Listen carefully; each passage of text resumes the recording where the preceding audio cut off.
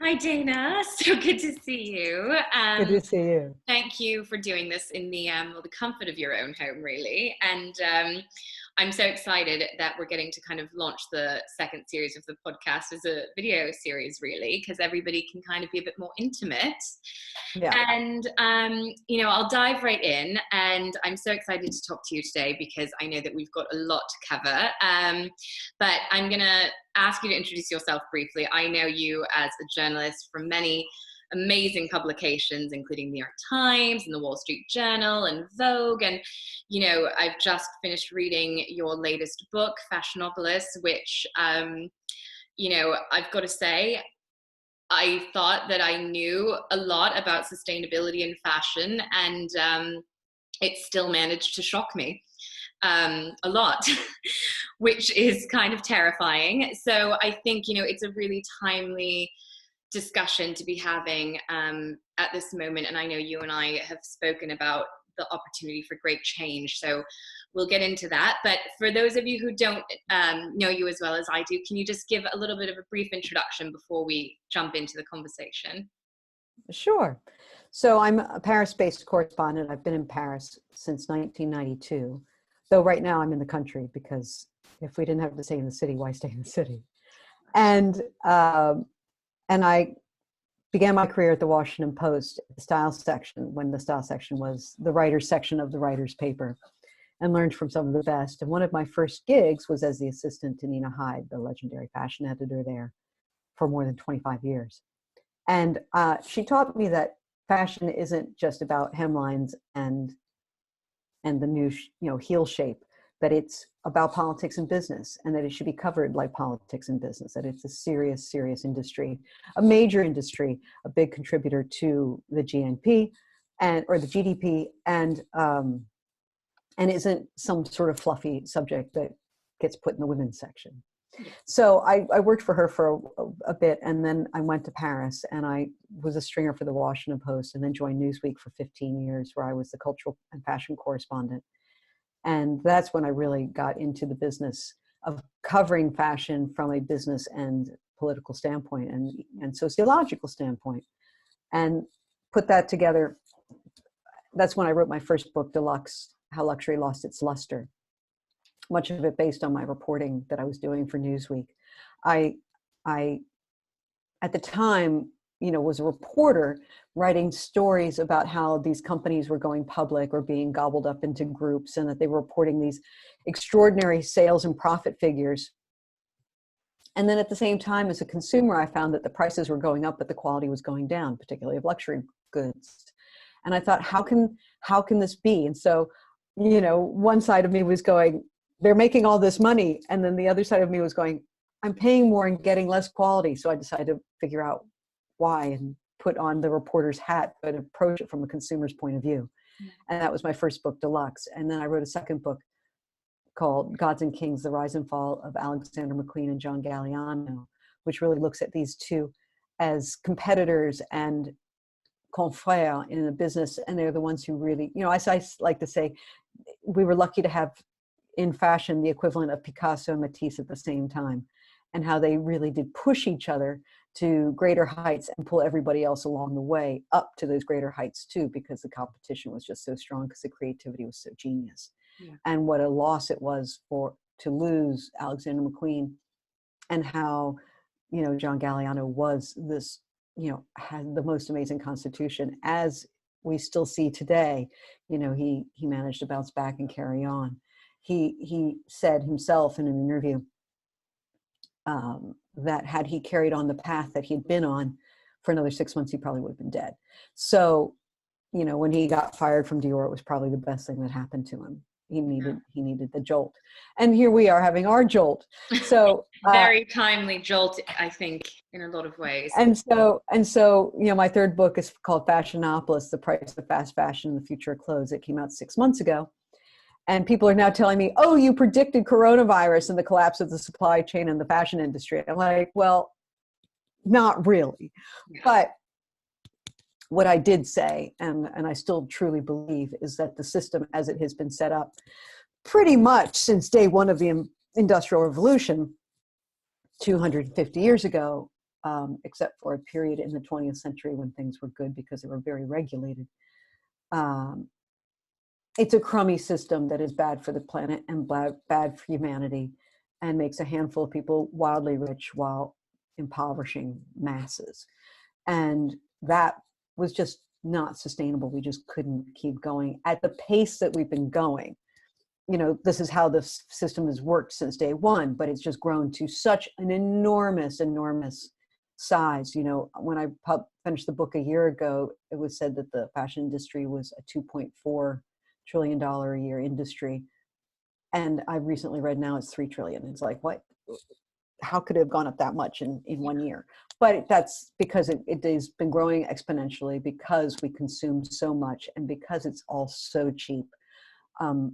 And we burn through clothes. The average garment today is worn 7 times before it's thrown away. Yeah. And in China, according to the Y Closet, who did a study on it because they are starting this rental company, the average garment is worn 3 times before it's thrown away. And I just thought that is unsustainable. And the way that this sort of the fashion industry was set up almost like a house of cards. Yeah. And all these different pieces very delicately put together one another. And if you take out one card, the whole thing collapses. Well, that's what we're seeing right now. Coronavirus wipes out the market, the retail market in the United States, and the entire economy of Bangladesh goes down. Yeah. And down. An entire country is ruined. And I want to talk a lot more in depth about what this impact is specifically in these countries. But first of all, I just kind of wanted to touch upon, how we got here. I was reading just right in the introduction of the book that, the world citizens were now acquiring 80 billion apparel items every year. And as the population swells to 8.5 billion, that's going to exponentially grow. So obviously you wrote this before coronavirus.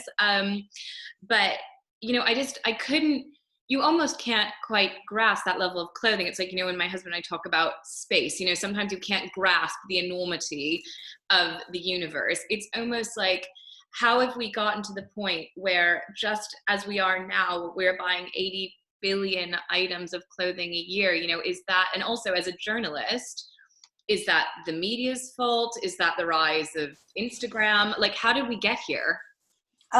Because they're so cheap. Clothes have never been cheaper than they are today. So you think it's just the desire, because it's like there's and we have access to them. One of the most astounding figures, which explains again this house of cards, is that Gap closed all of its retail outlets in the United States because of coronavirus. That meant they laid off, just in retail employment, sales clerks, managers, 80,000 people. That's enormous. Yeah. And all those people are out of jobs, and they didn't have really great paying jobs to begin with. And often how many of us worked as sales clerks at the Gap as students, right? Yeah. But they're out of jobs. And meanwhile, the people who own Gap are still living in their glorious mansion in San Francisco and playing tennis on the court. The high low is the industry echoes the wealth disparity that everyone's been complaining about the last 4 or 5 years. To the perfect degree that, first of all, a handful of people employ bazillions of people, and then when the going gets tough, they just lay them off with no thought about it. They just look at numbers and cut the numbers, or they cancel their orders off overseas in Vietnam or in Bangladesh or Cambodia or India, and then just completely ravage a country or a region or a city, and they're like, yeah, but our stock price is still okay. And but the numbers just say so much about the access, that there are so many Gap stores in the United States that they could lay off 80,000 people working in them. So the prices have never been cheaper than they are today. And I kept hearing that when I was working on the book, and I was like, what does this mean? And then I started having a think about it. And my daughter would go to Zara and H&M as a teenager, and she'd say, yeah, and this only costs $29.99. I'm like, or $19.99. And I'd be like, that's less than I was paying for the same sort of thing in the early 1980s when I was your age. That's less. Like, I would pay $29.99 and you were paying $19.99. And meanwhile, you're using your babysitting money and I was using mine, but I was earning $1 an hour and you're earning $15 an hour. So you have 15 times more purchasing power than I do. And the clothes cost less. Yeah. That's why you come home with sackfuls of clothes and I came home with one thing. Yeah. And then the quality of clothes is so inferior to what it was. I have some of the old Gap things that I bought in the late 80s and early 90s. They were great clothes, and some of the t-shirts I still wear because they were said. But my daughter doesn't hold on. I mean, I put up her new Gap t-shirt next to the one I bought in the 1990s. It's been washed how many times in 25 or 30 years? And mine is still better than the brand new one. And so I think these are all the different reasons. And then but the cost thing really came in clear to me when I came across an article in the New Yorker in 1940, and it was talking about Hattie Carnegie, the retailer of New York in the 20s, 30s, and 40s. And she was selling clothes during the Depression in the early 1930s, a very accessible, ready-to-wear line that was called the Secretary Special. So it would be the equivalent of Gap or Zara or Topshop today, right? Yeah. And she was selling them for between $16.99 and $25.99, which is the same price as today. And that was at the height of the Depression, the worst economic moment of modern times. Of course. So that's why we're buying more, because we can buy with 15 times more purchasing power. And it is. Yeah. We can buy so much more because the prices are half of what they were at the 30 years ago. But I think and the same as they were in the Depression. Yeah, and I think that something that we kind of talk about a lot at REV is, I feel like fast fashion, it's so easy to point the finger and be like, okay, it's the big fast fashion retailers, they're the huge problem. And to a very large extent, I would say that's true. But then I do wonder, is luxury or the kind of mid-range market as culpable as fast fashion? So because their supply chains are the same supply chains. And I walked into a factory and saw them making, from top to bottom, every range of items. What happens is that, as a teenager, you get hooked to shopping to such a degree at the fast fashion joints. Now, in part, you growing a lot, so that's it makes sense that you're buying more too, because my daughter would outgrow things while she was sleeping. Yeah. Like those pants you wore yesterday are now 2 inches too short today. Yeah. What? Yeah. But you also get used to coming out of a store with a bag full of clothes at 16 years old. And then you do it until you're a student. And then after that, you have a job and you've graduated to, say, Ann Taylor or what's the one in Monsoon, for example. A sort of mid-range high street brand, right? Something you can wear to the office, but it's not Louis Vuitton, Gucci, and Dior. But you've been so used to come out of the store with sacks of clothes that you're still buying by the full. Yeah. Even if they're more expensive, you have more money because now you have a proper job. So you're still overbuying and over shopping and going like, right, I'm going out on Friday night, I need a new dress, as opposed to I'm going out on Friday night, I'm going to shop my closet, or shop my friend's closet, or shop my sister's closet, or shop his closet, right? Yeah. So then you get on, you rise up the ladder to your job, and you have even deeper pockets, and now you can't afford to shop at Dior, Gucci, and Prada, and you still buy all these clothes because you've been doing it since you were 16. It's normal to go in and say, it's normal that, I've got a hot date on Friday night, I need a new dress. And so you go to Gucci and you buy a new dress. But I feel like that's now so entrenched in our cultural being, I think it's like society is now so formulated around this idea of having so much newness that, how do we, and I guess this really brings me on to where we are today, because I feel like we're having a very different conversation now than we would have had even 2 months ago. Yes and no. Because, I guess this is a question that I do have before we get into this kind of conversation is, do you think that society is changing at this time. I mean, it seems almost, as a retailer and a fashion retailer, we've really, I mean, we talk about it all the time now. It's like, what do we say in our messaging to make sure that we're not being insensitive? We don't want to sell people over much, but we also want to survive this as a small business, so Of how do course. we, but it's very interesting because you can't have the same conversations that you were having 2 months ago when people are losing loved ones and in the midst of a pandemic, Or their jobs, and they like don't have any job. money. Exactly. You're worrying about where you're going to get fresh food And from. everyone's sitting around in their pajamas.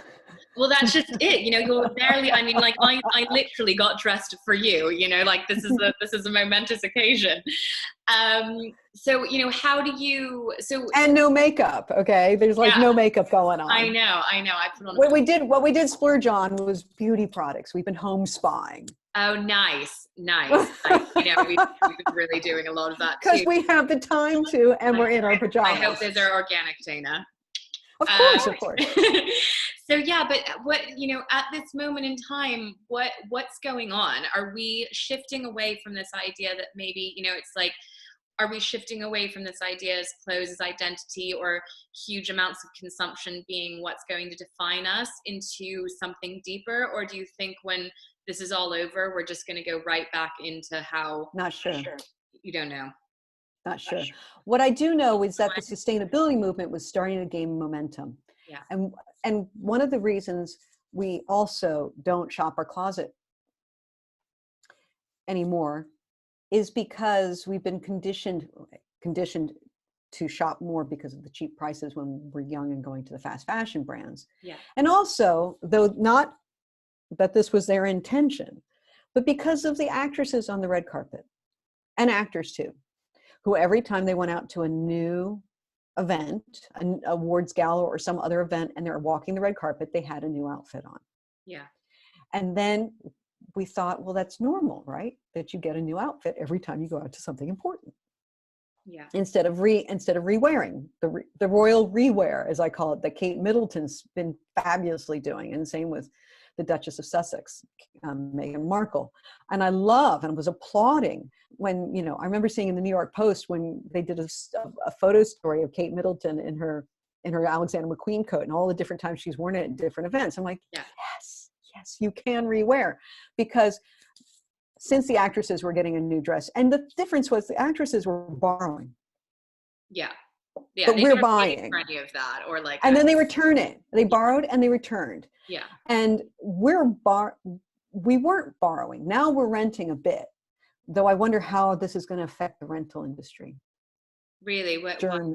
Germs being embedded in clothing and things like that. People yeah, might just be too wigged out. I'm very interested in this. I think that's going to be something to watch. Yeah. And the same with resale. I wonder how well resale is going to go afterwards. Do you want to buy something that somebody else owned that might have had coronavirus and it's embedded in the fabric? Not so sure.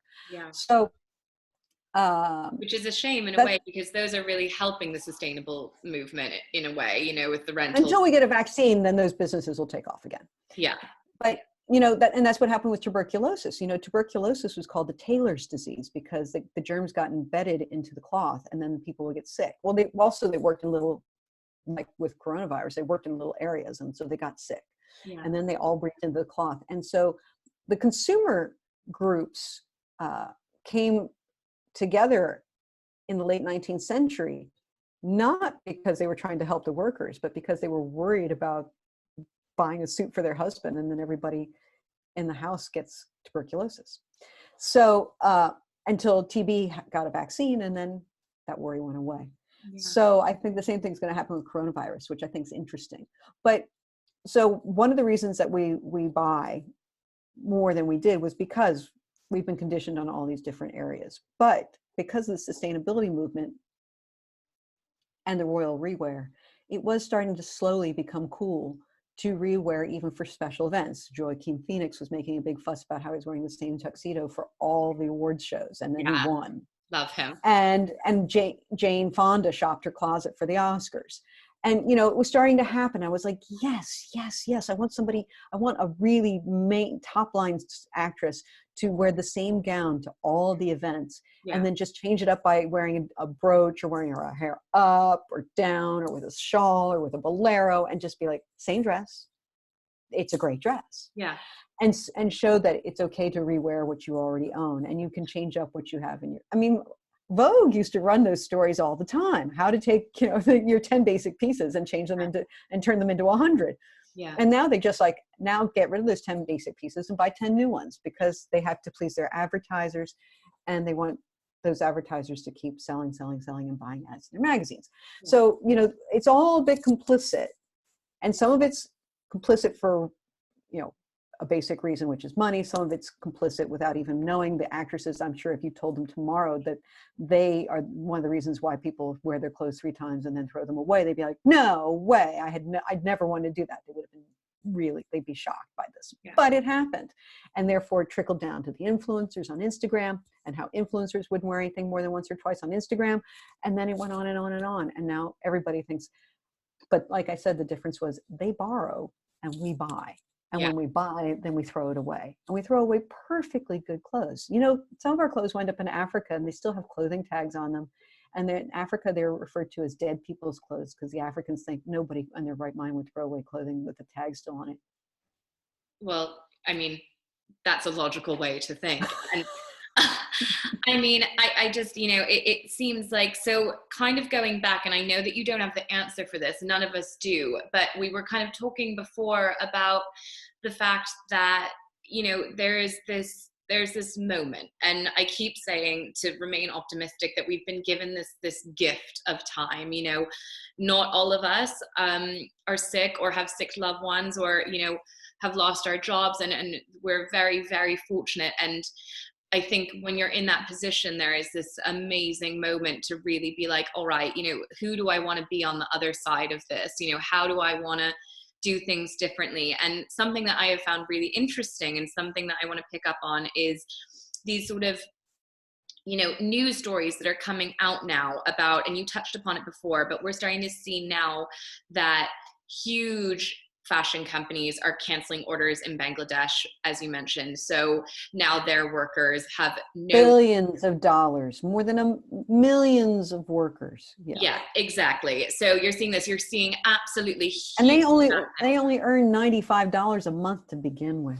So, okay, so like, let's pick up on this, because it is absolutely shocking and devastating. And I think, you know, whereas before the average person might have heard that, but, you know, you were so busy with all the other information you were getting and going about your day and doing a million things, you know, you didn't have that much time to digest it. Whereas I feel like now we have the time to digest these things. And the people making those decisions, they spend $95 on lunch. Well, that exactly. And how on the other side of this do we begin to rectify that? You know, how do we come out of this with more responsibility as consumers, more awareness? You know, how does this begin to change in this moment? Can you feel that, like, there's more momentum, or are you feeling like, I don't know yet. I think everyone's still reeling. Yeah. Reeling. And I don't know. I really hope that, I mean, we're going to have to be here. We've been in self-isolation now. I've been here a month already. Yeah. And my family's been here 3 weeks, and we're going to be here another month easily. Yeah. So the first week or two, it was like, oh, let's make cakes. And now it's like, oh, we're still here, and we'll come up with other ways to, you know, and coming up with our ways of working and our routines. After another month here, then you start having I do not want to go back to how we were doing things before. It wasn't good. It was exhausting. It was all consuming. It was expensive. And how are we going to change that? And some of it's going to be forced upon us. Yeah. Like, you know, I was traveling all over the place speaking at conferences, and now those conferences will be like this. Yeah. There will be, you know, I think there'll be a lot of changes in the way people do business, because after 2 months of doing it like this, you'll be like, well, I can always do it like this. I don't have to hop on a plane and go see that person. Yeah. I think that we're going to see big changes in the way people shop. I think we're going to see some brands go down and go down hard. Really? I was reading about how Primark doesn't have any online shopping and they've closed all their stores. So basically they're flatline. Yeah. Now they may be gearing up, if they're smart, employing some freelance coders to get their online retailing. But by the time that's up and running and they've tested it, and how are they going to set up the shipping, and how are they going to set up the warehouse? Like, they got a lot to set up and train everybody. By the time they do, this will be over. So I think they're probably just going to hold their breath and see if they can make it through, but they may not make it through. So, and companies that had put in turnaround plans since the first of the year because they were troubled, like Macy's, like Neiman Marcus, like Gap. I see Chapter 11 in the near future for some of these, for major companies. We just saw this morning that the largest department store in Germany just filed for insolvency. And I think you're going to see more of those. The ones that were already like, they're not going to get their turnaround plan in order, happening. And so then they're just going to teeter and fall under. And maybe they should. If they've been badly run for that long, this is going to be the shakeout where, the companies that are well run will come out on top and the companies that weren't will die. I was saddened. I read a piece in the New York Times by an interview with David Chang, who has the Momofuku restaurants in New York and all sorts of restaurants all over the country and writes books and does TV and this and that. And he says he fears that what's going to happen in the food and restaurant industry is that all the really cool, like the farm to table restaurants, all the little independents, all the little, mom and pop shops, they're going to go under because they don't have the deep pockets to carry on. And who's going to survive are going to be like McDonald's, Olive Garden, and the big chain restaurants, Bennigan's, things like that, because they are big corporations that can sort of carry on. Yeah. I hope that's not the case with the fashion industry. I hope that some of the interesting sustainability startups will make it through, because there have been so many, and that it isn't just the gigantic $10 billion a year companies that carry on. So would your advice then be to everyone? I mean, we're talking a lot about it at REV, but it's like we're advising people, not just with fashion, but with where they're getting their food from, where they're buying wine. Like, don't buy local. Yeah, like don't go and buy a ton of stuff at like Tesco's doesn't need your money. They really don't. And the small farmers and the beautiful biodynamic regenerative agriculture, like now is the time. We're not actually, and I know those places are more expensive, but arguably, given that we're not spending as much money on going out to eat, doing anything else, like now is the time to really like nourish your body, shift, support farmers who care about support your neighbors. We're in the country here, and we have the choice between going to the gigantic grocery store and ordering and picking up with our car, doing casino drive, or going around the bend another mile to the farm stand at the little farmer who has greenhouses and is working the land himself, and he's selling in his farm shop. And after I'm done with you today, we're getting in the car and going to the farm shop. Good. Well, I think, that's an amazing thing to hear. And I hope that we can inspire people and, kind of touching upon why people should be shopping with smaller businesses. Can you just talk a little bit about the realities of, actually, I want to be specific here, going back to this question of whether or not luxury and mid-section brands are as, to blame as maybe others. So can you tell us a little bit about the realities of where a lot of these big fashion houses produce, and how a lot of them, just because something actually is maybe a little bit more expensive, it's still following the same sort of guidelines and production values as, say, same people sewing. Yeah. So can you talk to us a little bit about that and the realities of what these things look like? And you made an interesting point about why certain companies aren't producing masks. And I'd love for you to speak about that as well. Yeah.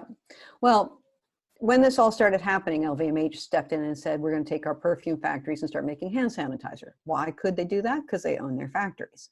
The same with the factories in Italy. Once they were back up and running, when they weren't shut down, they said, we're going to start making masks. And a couple of brands in America, Christian Siriano, was it Everlane was one of them? A couple of brands who have factories in the US said, we're going to start making masks. We're going to stop making clothes. And in fact, somebody I write about in the book, Natalie Channon of Alabama Channon, she stopped making clothes and they're making masks. Everybody's hands-on and her sewers are all over the place. She has home sewers who make clothes, and they're all making masks instead. They're using the cotton that she uses for clothes to make masks now. So, but what companies did you not hear say we're stepping up and doing this? Ralph Lauren, yeah, Tommy Hilfiger, big American companies, PVH. Why weren't they? Because they don't own any factories, because they don't make their own clothes, because they outsource everything to contracted factories, most of them in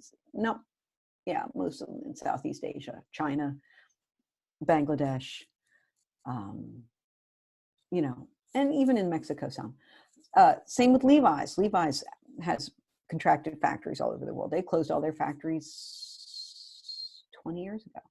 Yeah. So that's why you didn't hear them saying, and instead Ralph Lauren said, I'm going to give a check for $10 million, was it? Yeah, $10 million.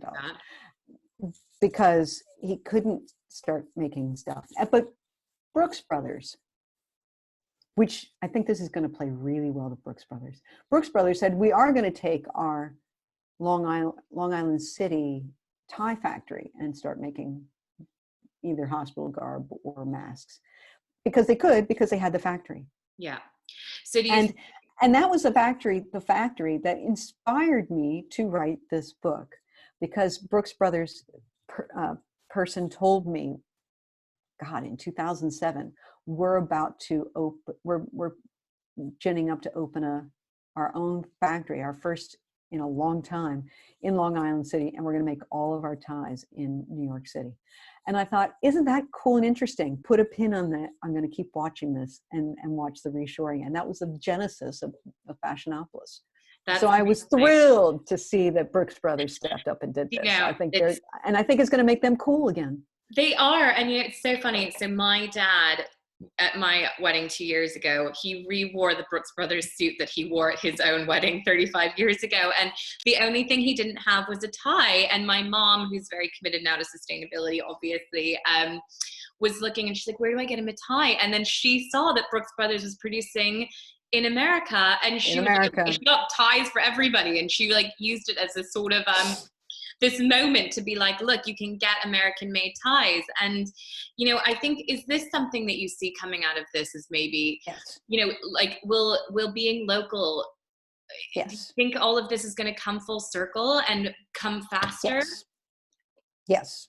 And I'll tell you why, because China had to shut down, and now Bangladesh is shut down, and who knows how long they'll be shut down, and Italy is shut down, and, and Cambodia is shut down, and Myanmar shut down, and Vietnam is shut down, and all these places where the sourcing, and Mexico is going to be, and Latin America is going to be, but until a week ago, you could keep sourcing from English fine cottons in Manchester. Really? And Vidalia denim in Louisiana. And so I think that you'll be able to, I think local, if they hold on and they make it through this period, these startups that are local, folks will be like, right, we were way too, in that house of cards that's so delicately placed together, we were too reliant on things in the other side of the world that when it goes down, we got nothing. Yeah. And that maybe we need, even if they don't bring all their manufacturing back home, they'll bring some back, because of the instability of the world and how something like this can just ripple through and destroy your entire business. Yeah. And say, right, well, China was shut down, and so we couldn't get any clothes out of China. And then Italy was shut down, and we couldn't get any clothes in Italy. But aren't we smart that we've been sourcing 1/3 of our production in England or in the United States or in France? Yeah. And so then when France and England shuts down, China is reopened, and then they could, 1/3. I think they'll put their eggs in different baskets. Exactly. I hope so. And this will give a boost to local, again, near shoring Yeah, well, nearshoring, right shoring, reshoring. I we think, and that you can go check on them and you know everything's okay too is a key part of this. Yeah, and I think actually I wanted to speak to you about that quickly because we're obviously coming up to Fashion Revolution Week. And I think it's very important, with all of this going on. I keep saying, we can't forget about climate change. We can't forget about these big No, things, it's not, I know that like our carbon is going down in this moment, but we can't then, we cannot go back to there being, 10-pound flights and things like that, or let's hope that we don't. But no, I mean, didn't we love seeing the porpoises in the Venice canals? oh my God, like, and I'm And just we just don't want those cruise ships back in Venice. We just don't want the cruise ships back in Venice. controversial, but I dislike cruise ships. I think, I just think that they're not, you're not seeing the world, are you? If the point of traveling is to connect with other cultures and see the world. The environmental impact is just too profound. No, I you don't mind can't. taking a crossing across the Atlantic. I'd go like, Greta, and get on the ship and go from Definitely, Southampton to New York as definitely. transportation. But going to Venice, going to Saint-Tropez, going to, these huge ships in these little villages and these little bays just destroying. Oh yeah, we've got cruise ships in Acadia National Park, where I'm from in Maine, which is one of the most beautiful places in the world. And there's Acadia, like there's Cadillac Mountain, and it is a mountain in this tiny little harbor in Maine. And when the cruise ships come in, when you look out across the bay, the cruise ship is as tall as the mountain when you're looking at it from my house. And we have whales and dolphins, and we have all these beautiful, and it's just ruining the waters for them. And it just, anyway, I could go on and on about cruise ships. I will not. But basically, I wanted to just speak quickly about, you've been to Bangladesh. You have experienced what life was like after the Rana Plaza incident. And, can you just talk briefly about some of the realities that you saw there? I think people, we've heard it before. I think we need to hear it again. What the Mm, reality is like for the women and men that are making cheap clothing in these countries, and why it's so important that we don't allow this to go on. yeah. Well, I write about it a lot in the book. There's Yeah. a whole chapter dedicated to And Bangladesh. it's I went devastating. I went for the 5th anniversary of Rana Plaza, and you would think 5 years on, things would be better. Yeah. And in some ways, things were better because there had been push thanks to consumer outrage. The power of the purse is stronger than we think. Consumer outrage pushed the brands to go in and insist on making factories safer if there's fires, and correcting a lot of fault, putting in things like fire extinguishers and not locking the exits, and real basic stuff, Why would sprinklers. people lock the And exit? because they didn't want workers to steal things and sneak out the side. So if there was a fire, people were locked in, unable to get And out. there were no sprinklers, and the wires were dangling, and it was, I saw factories. I mean, one of the factories, which I described in the book, which was a real sweatshop, and apparently it wasn't as bad as some of the others down the road. I mean, it was just horrific, and it was a fire trap, and it was filthy, and I can't even begin to. So it was better, but everybody I met 5 years on who were survivors were still crying, and they were wounded. One woman had been is bedridden for life, and she's only 26, and her bed is just a slab of wood. It's like just wood. There's no mattress. She just lies on this wooden platform 24/7. And then another young man I met who lost his job, his wife, they had just got married 3 days before. She was pregnant. She had an abortion. She left him. It was just grim. And he walks with a crutch the rest of his life, and he still has horrible PTSD and nightmares. But he took the money. He's one of the few who got a settlement. He got a little bit of money, and he took the money and opened a pharmacy. So Good. he's trying to help the people who were wounded. And then he also started a support group, and they had 200 members, and 2 of them have since committed suicide from the PTSD. And I mean, it is just horrific, horrific, horrific. But what was worse is that the clothes that they were sewing the day before that factory went down, they wound up on shop floors and people bought them and wore them. Yeah. Without even probably a second thought. And the brands didn't kick in hard for a long time. The brands did not kick in money. And then some did a bit, but not much, and only because of pressure from consumers and from the media did they step in and do something. Yeah. Because they were really looking bad. But if they didn't have to give a dime, they wouldn't have. And some of them who were told, we found by independent investigators who were digging through the rubble, said, we found your labels in the rubble. And they said, well, if we were produced there, we didn't know it. It was subcontracted by our contractor and we didn't know. Therefore, we have no responsibility. It's like, how can you say you have no responsibility for these people who at the time were making $68 a month? Can you name a few of those companies just for people that might not be familiar with them? Oh yeah, like Walmart. Okay. Walmart was producing in Rana Plaza and they said, no, we weren't. It's like, yeah, you were. And they didn't did Walmart give any money after the? Not that I know of. The rest I list in the book. Yeah. I'll maybe to the book, but I just, whilst people are listening, I wanted to give some personification. Maybe Disney? Maybe not. I don't remember.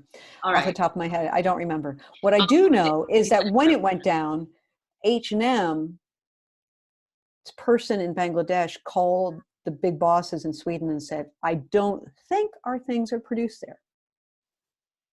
I think we're okay. But because we produce so much in Bangladesh, it's the largest sourcer from Bangladesh. Most of H&M's clothes are made in Bangladesh. We should put out a statement fast saying, well, we would never produce in a factory like this, and we will make sure our factories are never like this. And, like spin. And that statement was out the next morning before even the news of the whole thing had hit the front pages. And I just thought, wow, that's like, but did H&M, who sourced so much from Bangladesh, so much, did they step up and, even though they may not have produced there, and like start a survivors fund? No. So that they have stepped up now. They canceled a lot of their orders here in Bangladesh now, and after great outcry in all the trades and even in the New York Times, not just H&M, but a lot of brands, they did step up and say, okay, well, we will pay for the orders that are already in. Because they were just going to like shut it down and say, not our problem, like they did with Rana Plaza. And the outrage was too loud. And so they've all said, well, we will guarantee payment to the workers through the end of April or something like that. $95 a person. It's very magnanimous of them. So, okay, final question on this. Then these big companies that are offering conscious collections, what are your takes on the conscious? Just to put it in perspective, H&M, one of these brands, does $20 billion a year in sales. $95 a month. Their clothes, or the workers are paid. I'm like very angrily playing with my pen. I'm going to put it down. It's like, again, it's almost like the universe thing. It's just it's beyond staggering and beyond upsetting. So in that case, because I think a lot of people ask me, a lot of my friends ask me, well, what about, H&M and Zara conscious collections, Mango conscious collections? I mean, you see a lot of influencers coming out and, supporting these initiatives. So and they're great. They're great, but they make up, single digits in terms of sales. So like on average, I heard in percentage of sales. Yeah. So like something like 0.5% almost is something. Not even. Yeah. I mean, yeah, it's minuscule. Minuscule. So then I guess. And why is it minuscule? Because they don't put out that much of it, because it costs more to make and they don't make as much of a markup and a profit on it. So if they made as many clothes in their conscious collection as they do the noise they make about having a conscious collection, then we'd be getting somewhere. Yeah. It's a very good point. If they've spent as much on the media campaign as on the production, we'd That see a would actually difference. be something. Do you think that big fast fashion retailers can ever be sustainable? I mean, like, what if H&M went No, 100% Cornish collection? no, because their business model is based on volume. Until they stop producing that way too many clothes than we'll ever need, Mm-hmm. they will not be sustainable. And that carbon offset thing, that's just a bunch of greenwashing. Well, we cleaned up a river in Oregon. Yeah, but you ruined a river in China. Yeah. No, I'm not saying H&M did that, Yeah. but the idea of carbon offsetting, that you can do good works in one place to offset the bad works you did somewhere else, is just bunk. And you Just scream stop, about the good stuff. just stop doing the bad works in the other place. And that would be better. All right. Well, Dana, I mean, I could speak to you all day, but I think I kind of want to end on this question, which a member of my team really wanted me to ask you about. So basically, you know, I think as a journalist, this is such an interesting time to be writing about content. And as anybody, it's an interesting time to be creating content, speaking to things. You know, how do you think that this is going to change things off the back of coming out the other side? You know, are we going to be more sensitive to things? Is journalism changing? Like, are you finding there's a different sentiment in the way we express and write? Was And that frustration? Did you just see gigantic frustration on my face? No, you know what's happening is everybody's saying they have no budgets to pay writers for anything. And newspapers are going to fold left and right, magazines are going to fold left and right, and there are going to be as many unemployed writers as there are unemployed garment workers. No platform to make any noise, and no money to pay them when they do. so with that sort of Thank God I wrote my book and got it out before all this. Oh my God. Okay. Well, everybody can read Fashionopolis, obviously, and it will be linked in the editorial below. But, you know, so then where do we, I guess then where should people who really care about these stuff, obviously read books, listen to people, but, you know, where should we be going to get our information, and I don't know. who do we It's not clear yet. It's not clear yet. It's not clear yet. All right. Well, I mean, there are a few really great writers.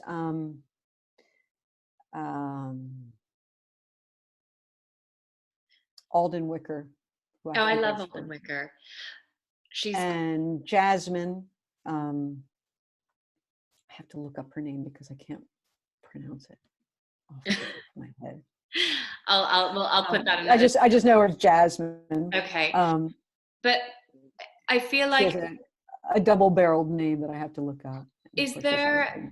But I guess is there sort of an opportunity for? Because there are a couple of really great writers that you can follow. Okay, we'll put those in the editorial links below, so people can kind of like go and try and educate themselves at this time. So I guess to sort of finish up with, what I think we could all use a little inspiration right now.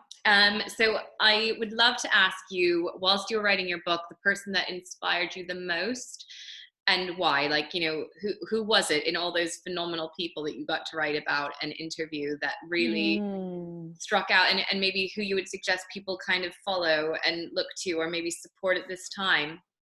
Well, there was a bunch of them. The beauty of it was that they were all women. They were all these fabulous entrepreneurial women, smart, fabulous women. And I found out I did not aim to write a book about smart, fabulous women, but there I found myself writing about another smart, fabulous woman. I'm like, this entire book is about cool women who are brave, who are courageous, who have conviction and integrity.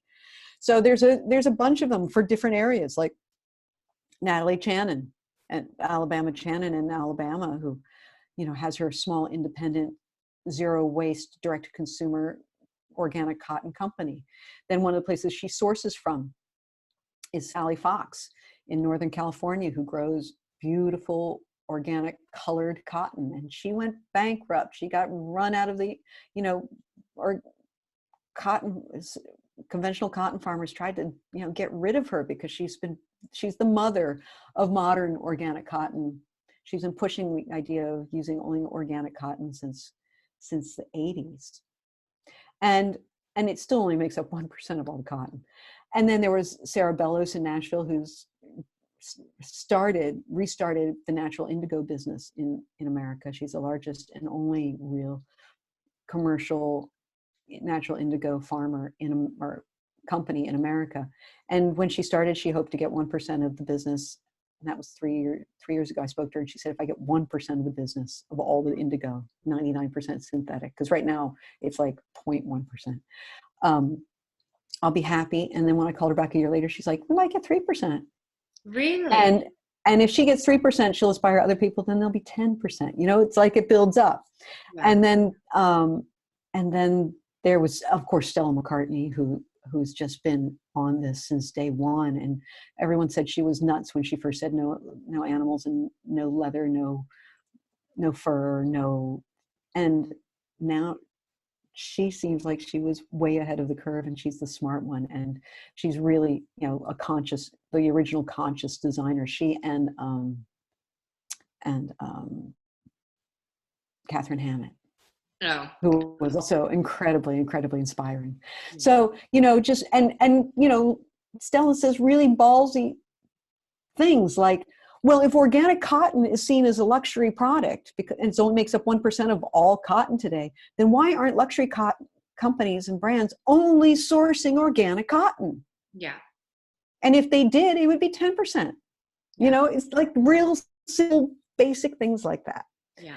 And I love that she has this mega horn and she just shouts it at the top of her lungs and people listen. Yeah. And she proves that it's a sustainable business model, that you can make money at it. Yeah. Well, I think that's a great note to end on. Thank you so much, Dana. Well, you're proving it too. Well, we're trying. Thank you. And everybody go and read Fashionopolis. The links will be down below. And thank you so much for writing that book. My pleasure. Anytime. Be well, stay safe. You too. Bye. Thanks. Bye.